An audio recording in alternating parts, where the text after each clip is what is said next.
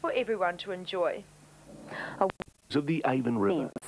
The exhibition that's on at the Robert McDougall Art Gallery at the moment shows that Kaz was a photographer with the true sense of what a photographer is. He shows us more than just the visuals, he shows us the emotion of the moment. Curator of this show, Neil Roberts, joins me this evening. Welcome, Neil. Good evening. It's an exciting exhibition in a number of ways. I found it was almost like a chronological or a documentary of some of this century's events, particularly the Korean War. Well, the emphasis is on the Korean War, undoubtedly, yes. Yes, there's certainly some very significant occasions within that documentation. In fact, one of them, which is the signing of the armistice, Frank Kazukaitis, or Kaz as he's popularly known, was the only US photographer present, and that image went worldwide. It was in every newspaper, whatever. You know. And was that the image that he was nominated by other photographers to take? Yep, that was the one, yeah. But they sort of had a, not a ballot, but they had the suggestion that somebody had to do the job, and he was nominated as the one. He's a bit of a character, an individual. He's very much an individual, a very, very, very determined photographer. Apparently when he worked for CHTV3, not everybody liked Kaz because he really wanted to get the right picture. And that's what he's been about. He's been thinking in pictures. He wanted the right picture, and he's always set out to get the right picture. And he's been doing that since the age of 15. Yes, I think probably before that he was playing around with the camera, but really he won a camera in a radio competition, a Bob Hope radio competition in Missouri. His first photograph, or one of his first photographs, is shown in the exhibition. Yes, well, that's a very early one, yes. Effort, but it's a superb image. You can see right then and there that he's got the eye. Yes.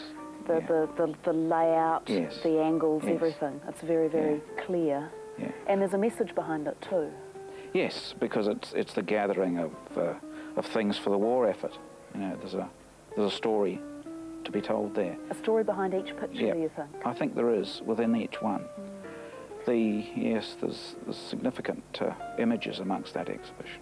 Tell me about how you put it together. I imagine there would have been a huge number of photographs. Well, in 1995, Kaz had a Visions of the Ice exhibition, and we got interested in possibly doing something at that stage and possibly sending it out to Seattle, but that didn't eventuate. And there was another attempt to have a small exhibition at one stage at the McDougall for Heritage Week, and that didn't come off. But I felt that as I saw more of his images, I felt really we had to do something. One of your thoughts originally was to create it solely around the Korean War. Yes, and that was my initial idea, because when I saw the Korean War images, and there are literally hundreds of them, I thought there's a really good show here, because it was coming up in the year 2000. It's towards the was coming towards the anniversary of the Korean War. The 50th anniversary. Amazing. We're seeing some of the images on screen here.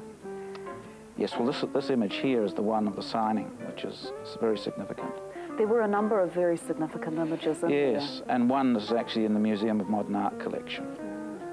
I imagine that there would have been a great deal of risks involved when he was taking many of his photographs. Yes, absolutely, and he has many stories about those risks. He says that in the situation he didn't really concern himself too much about the risk, because his objective was to get the photograph. The risk, sort of thinking about the risk, came as a sort of secondary issue. When he was looking at the photograph afterwards, yes, I imagine. Yes. He's also continued taking photographs right up until this present day, and some of these we have seen in the exhibition. Yes, well, here we have one on the ice. He first started going down there in 1958 with Operation Deep Freeze, and since then, of course, he's travelled away on a regular basis all around the world. There's also some nice photos of Christchurch, Canterbury and Westland. Yes, yes. Well, you know, he's got lots of those as well, but they were in the show just to give the breadth of the imagery that he's created. I see in many of his works a sense of humour, the Kiwi beauty. Oh yes, yes, yes. We chose a few that were like that, just to add another dimension to the exhibition. Do you see his personality coming through in the photographs? Or do you find you're caught by the photo itself? I think the photo itself, because he is choosing an image. Never doesn't pretend to be an artist, in a sense. He's a photographer first, and that's why he's concerned with getting an image. You know, he's not creating an expression of himself through the photograph at all. But there is undoubtedly, you know, his personal eye there. Yeah. Which is what makes them so special. Yep. Were there technical difficulties in putting it together? Not really. A lot of them had to, of course, or all of them had to be reprinted from his existing negatives. And I suppose the technical difficulties, Pat Dolan, who's at Mannering Photography, did all the work, and he did have some technical difficulties with some of the colour work. There's no question about that. But I'm trying to visualise those sort of negatives from 50s and earlier. Yes. Well, I don't know the full extent of the technical difficulties, but I do know there were some, but they weren't unsurmountable, really. It's an excellent exhibition. Quite a dramatic, in parts, very moving exhibition. The emotion of the moment does come through quite strongly. However, there is most definitely that documentary element to it, which I really enjoyed. Thank you, Neil. Thank you. And this exhibition runs at the Robert McDougall Art Gallery until the end of January, January the 30th, the year 2000. Felt very strange writing that one down. After the break, we take a look at Anne Noble and Kirsty Gregg's work at Jonathan Smart Galleries.